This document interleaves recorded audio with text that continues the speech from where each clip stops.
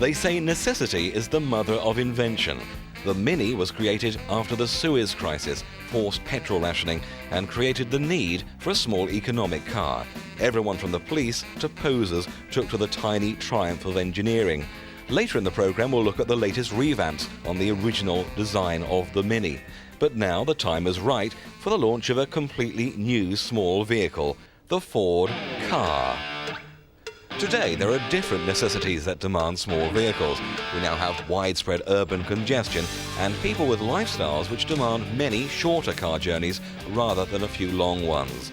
There are more second-car households and families are getting smaller. The prototype of the car was first shown off at the 1994 Geneva show as a concept car. It was so well received that Ford decided to produce it and keep the name. We felt that a smaller car, a lighter car, a more fuel-efficient car would be more appropriate to the social needs of the 1990s and the early next century.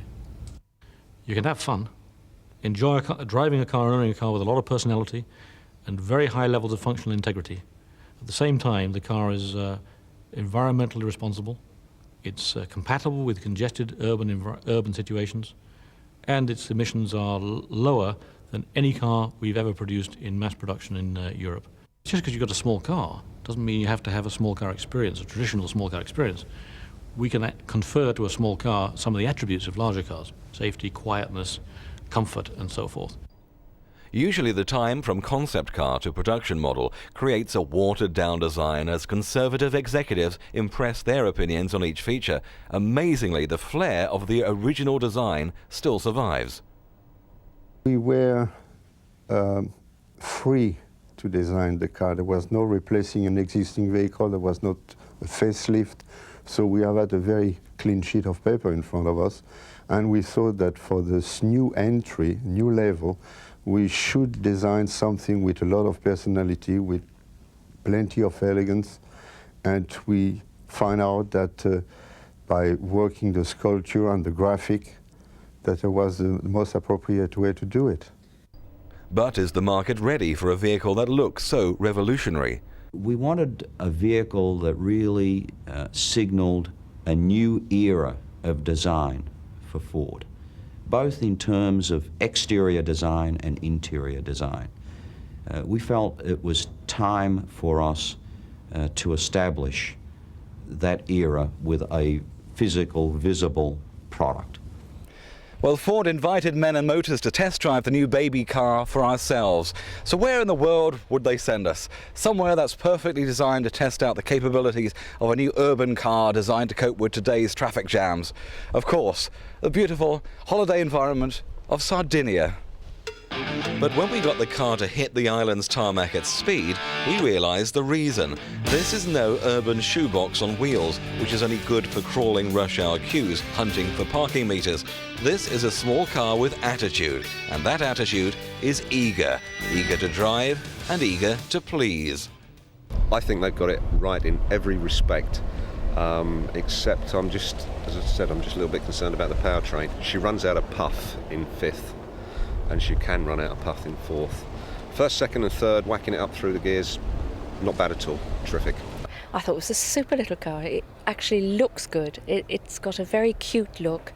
It looks as if it should be a very sporty car, and it handles superbly, which makes you think it's the sporty car, but unfortunately it hasn't got the oomph that makes it a sporty car, but it's great, it's brilliant. I think they've done a good job on it. It's something that's certainly an eye-catching one. It looks a bit like a concept car to start with, but it's a concept car they've put into development, and I think it's the sort of thing that's going to sell for a limited market. We actually believe it's going to create a class of its own. Within the B segment, which is fragmenting, you've got vehicles which are stylish but haven't necessarily got good driving dynamics, and vehicles such as the Fiesta, which are good looking but have also got excellent driving dynamics. We believe this vehicle is going to create its own segment where it's got style and substance. The headlamp on the bonnet line, not just a rounded form but a mixture of curved surfaces, very sharp intersections and very interesting graphics. If you look at the shape of the vehicle, very aerodynamic shape, and take the roof for example. Instead of flattening the roof out, what we've done is follow the aerodynamic teardrop, and actually that increases the headroom for the driver The width for the driver is the same as Fiesta, so a very spacious environment for the driver. The most challenging part of the development for the engineers, undoubtedly the safety. Inherently challenging task with a small vehicle to bring it up to the safety standard of larger cars. One interesting aspect is the way we've managed the crumple zone. We not only use the engine in front of the area in front of the engine for energy absorption, but we also use the area behind the engine. Normally a lot of vehicles use just the area in front, and therefore that leads to a very long front end. There'll be two models, Car and Car 2. Both have a 1.3 engine, but Car 2 offers more equipment. Diesel and auto models are not planned as yet. The car's prices will be announced in a few weeks' time and will be on sale after the NEC show. This vehicle represents not just a huge upping in style and design stakes, but a new way of car conception. It was a great team effort because the team members from engineering and planning and manufacturing and finance and all over the company, purchasing, were very much involved. And we didn't want this to be a new car only. We wanted it to be a new way of developing cars and bringing cars to the marketplace.